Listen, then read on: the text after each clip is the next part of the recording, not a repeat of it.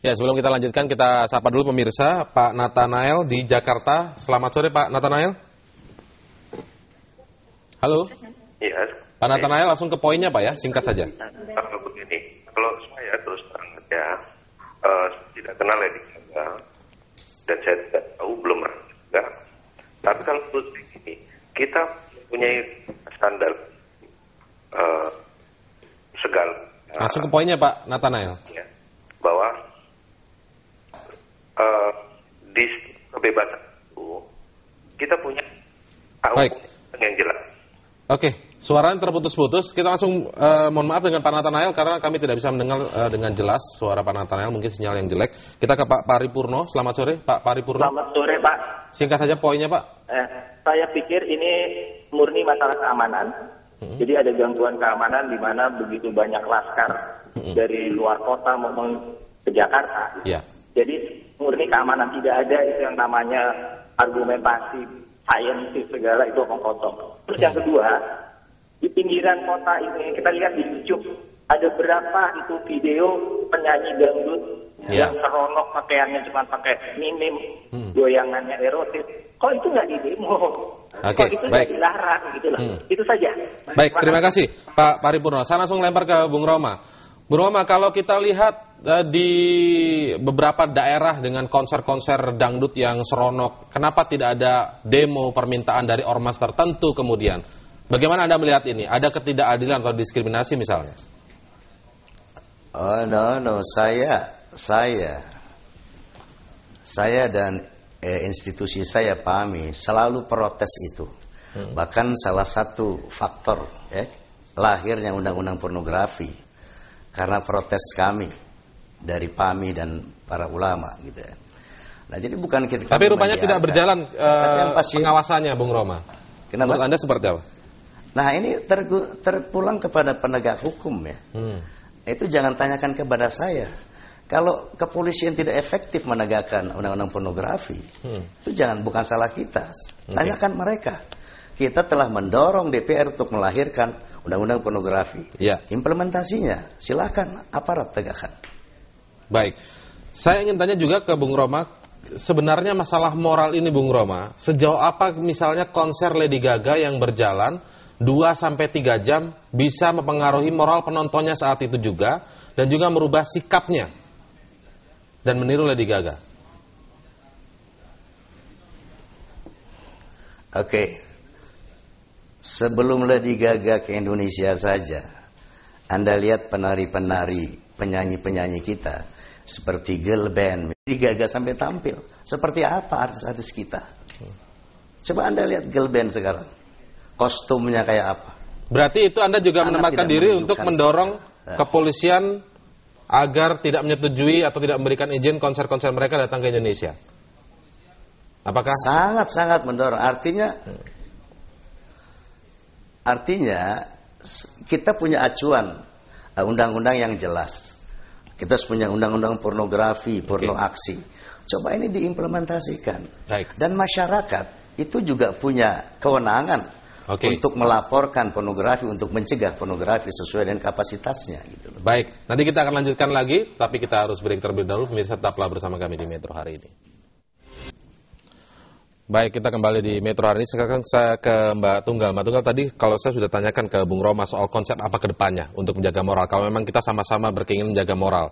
Menurut Anda, kira-kira konsep seperti apa yang harus atau Anda tuntut agar tidak terkesan diskriminatif? Lady Gaga tidak boleh datang ke Indonesia, sementara artis-artis lain yang juga mungkin lebih dikatakan seronok karena itu subjektif juga penilaiannya, bisa datang ke Indonesia. Kira-kira menurut Anda batasan-batasan apa yang harus pemerintah buat? Begini ya, kalau bicara soal moral, kalau kata Iwan Fals kan urus saja moralmu sendiri gitu. Urusan sendiri gitu ya. Urus sendiri-sendiri. Nah, tapi gini, kalau misalkan kita mau membasiskan diri, kalau ketika serangan terhadap Lady Gaga misalkan lebih pada karena dia erotis misalkan, itu kan yang diserang tubuh ya, tubuh perempuan, yang dimana semua orang bisa multi interpretatif. dan undang-undang ini juga kita akui bermasalah dari awal. Kalau pakai undang-undang pornografi masih bermasalah sampai sekarang. Saya juga tahu kenapa misalkan tidak diimplementasikan karena memang multi-interpretatif gitu dan sangat sulit diimplementasikan gitu. Nah, yang terjadi adalah ketika undang-undang ini mencoba dipaksakan atau dijalankan, yang menjadi korban utama adalah perempuan. Karena perempuan yang dianggap memiliki atau menjadi sumber erotisme. Perempuan akhirnya menjadi korban, perempuan dikriminalisasi. Kita lihat dari sekian banyak undang-undang pornografi semenjak disahkan, yang berapa perempuan yang sudah menjadi korban akibat undang-undang ini. Nah, saya pikir ini sekali lagi ini bukan lagi soal Lady Gaga. Tapi bagaimana sih sebenarnya konsep kebangsaan yang kita bangun? Apakah kita mau kebangsaan yang seragam? Apakah kita mau punya pola pikir yang hanya homogen saja, kemudian mencoba melupakan bahwa kita ini Bhinneka Tunggal Ika gitu ya. Nah, ini yang saya pikir juga penting gitu. Baik, saya kembali ke Bung Roma. Silakan Bung Roma menanggapi. Jadi begini, kita adalah bangsa yang walaupun bukan negara Islam, tapi kita bukan negara setan. Jadi artinya yang namanya mayoritas umat itu pasti akan, katakanlah, mewarnai bangsa itu. Kalau ibu ini tinggal di Filipina atau di Amerika, nggak akan ada hal-hal seperti ini. Karena batasan aurat menurut agama Anda dan agama Islam itu berbeda. Menurut agama Anda barangkali yang namanya pakaian segini it's okay. Dada terbuka it's okay. Backless is okay. Tapi dalam terminologi Islam itu haram. Itu dilarang. Nah, sekarang Anda tinggal di sebuah negara yang mayoritas Islam, di mana produk undang-undangnya pasti mengacu kepada nilai-nilai Islam. Nah, kalau Anda tinggal di Eropa, ini juga nggak akan terjadi. Tapi kalau disebutkan undang-undangnya sudah mulai bermasalah sejak awal, sebenarnya Bung Roma bagaimana Anda melihat ini? Menurut Anda sebenarnya pasal-pasal yang ada di undang-undang itu multi-interpretatif tidak? Tidak. Karena erotisme jelas. Maaf, saya kurang. Jadi begini, yang namanya aurat itu jelas ya. Dada ke atas, ini aurat. Kemudian paha, itu aurat. Nah, sekarang kalau Anda tutup ini dada, misalnya dengan baju berlengan saja, misalnya pakai rok, katakan batas ini undang-undang bukan untuk agama Islam saja, dan ini Bhinneka Tunggal Ika. Ya, tetapi di sini mayoritas, Bu. Oh, jadi ini maksudnya kalau mayoritas kita yang minoritas harus ikut yang mayoritas, begitu? Apakah itu perdebatannya? Apakah kita harus mengikut? Oh, begitu ya. Baik. Bung Roma, mengapa jadi soal ini menjadi soal masalah agama? Dari tadi saya bilang soal agama, mengapa jadi soal agama? Yang berlaku kan hukum Anda. Loh, yang berlaku undang-undang, Pak. Kami mendasarkan kepada konstitusi dan undang-undang. Kita tidak bicara soal agama semestinya. Setiap produk polisi berlaku berdasarkan undang-undang. Itu mengacu pada nilai-nilai agama. Bukan nilai-nilai agama satu agama saja. Sumber undang-undang. Baik. Terakhir kita akan waktu kita sudah terbatas. Terakhir saya beri kesempatan dulu untuk Bung Roma. Jadi misalnya seperti apa batasannya kalau Anda sudah bicara tadi, orang yang boleh datang atau konser datang ke Indonesia, yang seperti apa yang boleh dan bagaimana yang tidak boleh, agar para promotor-promotor itu juga punya pemahaman bahwa besok-besok ketika ada artis yang ingin datang ke Indonesia, dia punya gambaran ini yang boleh dan ini yang tidak boleh. Yang real seperti apa? Karena Anda juga di bisnis musik, Bung Roma. Ya. Saya katakan ini tidak apa ya. Ini jelas, batasan haram halal itu jelas, batasan aurat jelas, batasan pornografi dan tidak itu jelas. Seperti pakaian yang aurat saya katakan tadi, ya.